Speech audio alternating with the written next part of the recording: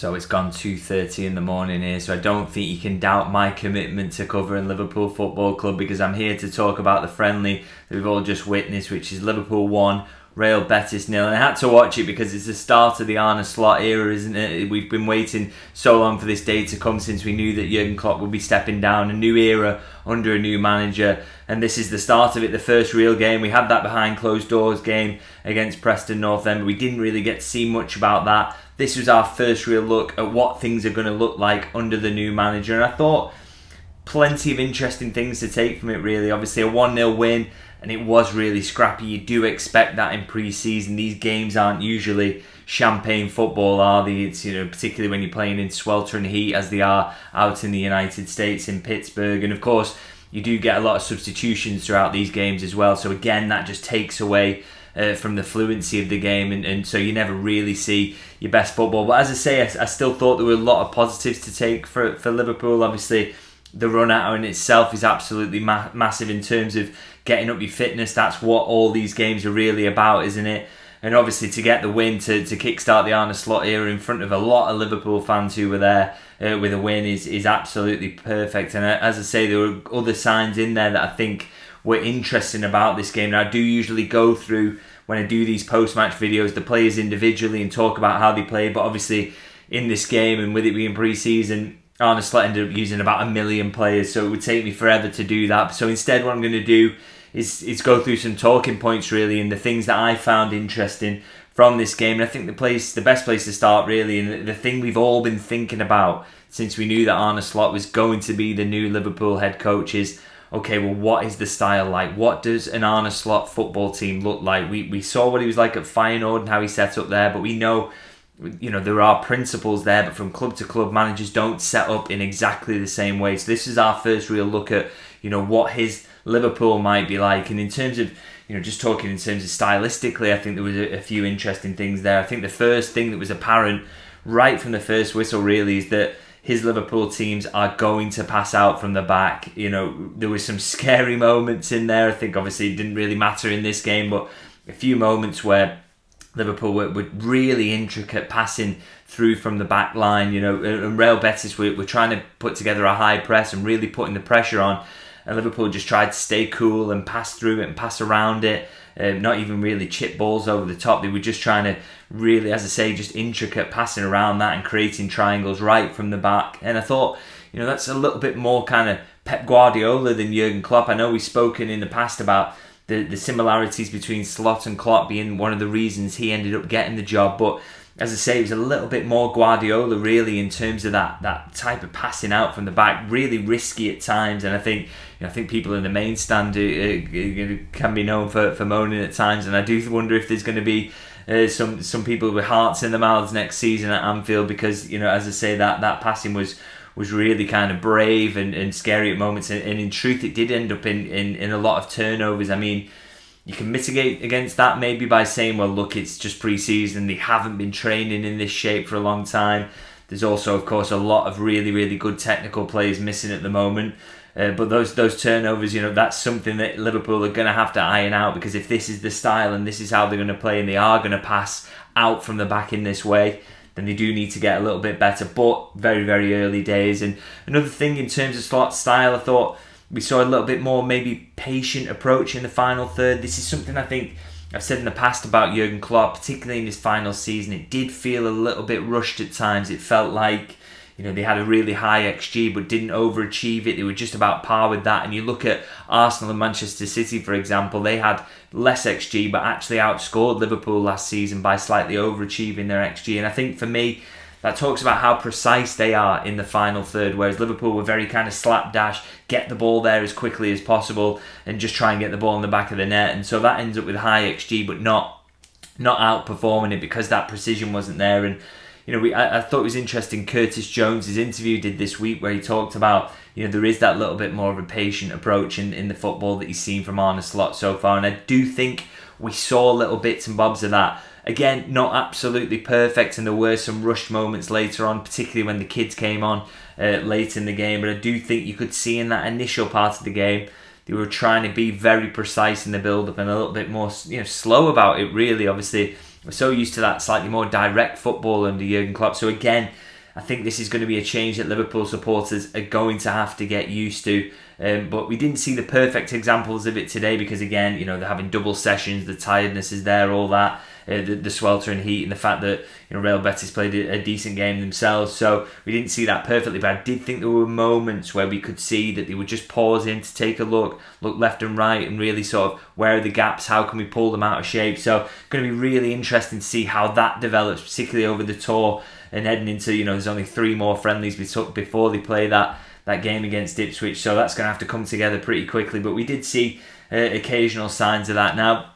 another element I want to talk to, and I suppose this does feed into Slot's style, is formation. I thought that was particularly interesting today because, as you may have noticed, is that Liverpool lined up in kind of almost a 4-4-2 really, and it was a 4-4-2 with a double false 9 in it, which I don't think I've ever seen before, with Dominik Szoboszlai and Harvey Elliott as false 9s. That really wasn't the formation I would have expected him to go with. Now, obviously, there are mitigating factors around this. For, you know, it's obvious, isn't it, that he's missing an awful lot of forwards at the moment. Cody Gakpo, Darwin Núñez, Diogo Jota and Luis Diaz aren't there yet, or Jota's just reported but not ready to be involved in this friendly. And I think, you know, obviously that's part of the reason he's gone with that double false 9. That's really sort of outside the box thinking, really. But I do think it's kind of interesting to talk about because I think, you know, you think about Klopp in pre-season in this situation, I still think no matter what, he would have tried to squeeze his players into a 4-3-3. He was really, really devoted to that formation, wasn't he? I think, you know, really would have tried to stick to that and keep it familiar for his players, even if he had to, you know, play a couple of players out of position or whatever. I think he really would have stuck to that 4-3-3 because it was all about building familiarity. Now, I think it's really interesting that Slot's gone down a different route, not just because his hands were slightly tied by the players he had available, but I think it does show that he's willing to come up with innovative solutions. I think, you know, in this situation, he could have just stuck with his favoured formation, but he thought, no, I'm going to try something completely different. And I mean, it's been spoken about in the analysis of his work that he did at Feyenoord, and one of the big selling points to Liverpool in all the analysis that I watched and read about him was this tactical flexibility. So, you know, clearly he's showing that even in this game. He didn't need to go with the formation that he did. You know, I'm sure he could have squeezed the players that he had into a 4-3-3, but just went down a slightly different route to that, and I think kind of surprising, but also shows that he's going to stick to that. He's going to be flexible. You know, there's not a rigid tactical formation that he's absolutely going to stick to, and I think we are going to see changes throughout the season, and that's going to be really interesting. Now, that's not to say that's better than Jurgen being devoted to that 4-3-3. I mean, look what he won at Liverpool and how well that worked. That familiarity and that consistency clearly has major upside. So I'm not saying that it's better to be more tactically flexible. In fact, it might even be worse. We'll see how the results go.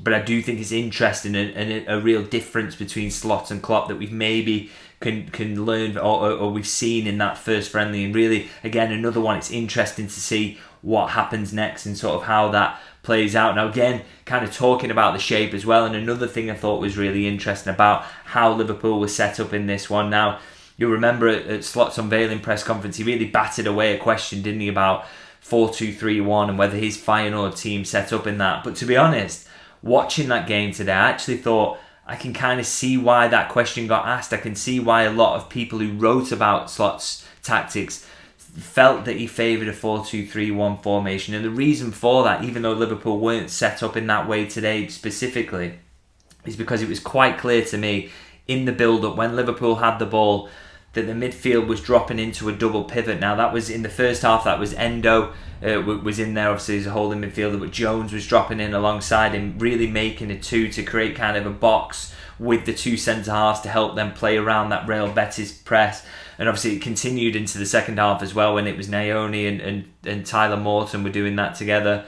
And then Bajcetic came on as well in the second half as well. But it was all working in that kind of double pivot. So clearly that's an important principle really of how his teams are going to build up. And I think that's fascinating for a couple of reasons. Obviously, in terms of what that means for the players that Liverpool have got, which profiles fit best into that. Is it going to be Endo and McAllister? Is it going to be Jones and McAllister? Can they work as a 2? Do you need a pure natural holder in there or not? I think it's going to be interesting to see how that kind of shakes up. But I think it's also what it says about the profile that Liverpool might be looking for in the market as well. Now, Liverpool have had real trouble, haven't they, signing that number 6 in recent summers. Obviously, we know that they want, like Tchouaméni, that they wanted Moises Caicedo and put that big bid in for him, and they haven't been able to otherwise find someone who can fit the bill. Obviously, Tchouaméni ended up at Real Madrid, Caicedo at Chelsea, and instead as an alternative they signed Wataru Endo, who obviously is a little bit more of a short-term signing. Now, the argument from Liverpool's side of things, and obviously always my understanding, was when you speak to people there was, look, we can't find someone who we think is absolutely the solution in that position. Someone who is the right age profile, is world class on both sides of the ball to play that lone pivot role. Because you'll remember, Fabinho, when he was operating that role at his absolute peak, he had to be world class on both sides of the ball because he was alone in that central midfield. He used to have to cover incredibly big gaps occasionally at either side of him. And then he would also have to be world class on the ball and then world class off it in terms of his tackling and his ability to intercept the ball and his intelligence.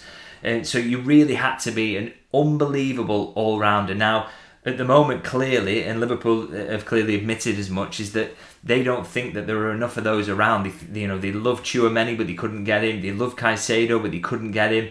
And then that's why they went down the route of the Endo signing now. But what I think is interesting is that if you are going to operate in a double pivot, and this is going to be, a big party build-up rather than going with that single pivot and putting a lot of pressure on him on the ball, I think if you've got a double there, maybe that world-class number 6 that you're looking for doesn't have to be absolutely top class in terms of use of the ball. Maybe it doesn't have to be Fabinho level of use in the ball or Tchouaméni. Maybe they can be slightly less of that because they're going to have a teammate right next to them to help them use the ball, to help them play out of spaces.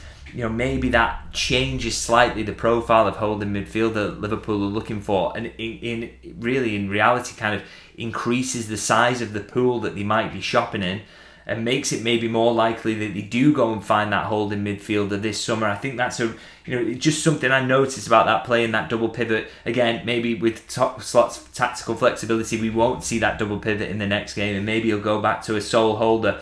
We'll have to see if it continues to work like that in build-up, but I do think that could have interesting consequences in terms of Liverpool's transfer approach, and again, just one to really keep an eye on, because it's such early days, but I just thought that was an interesting one and could have an impact in terms of what happens to Liverpool in the transfer market. Let's see how they go. Now, finally, just wanted to pick out kind of a couple of players that I was impressed with. Obviously, didn't want to go through them all.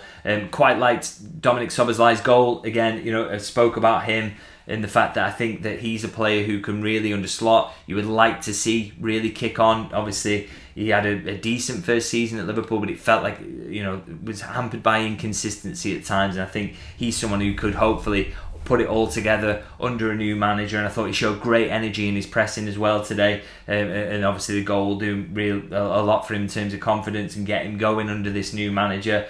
I thought Jarell Quansah was worthy of mention as well. If Liverpool are going to be passing the ball out from the back in this really risky way, he is really suited to that. His calmness on the ball is clear, isn't he? He's so good at that, and I thought he was class in every aspect of his defending as well. What a talent Liverpool have got on their hands, and looking forward to seeing where he goes this season and watching his development continue.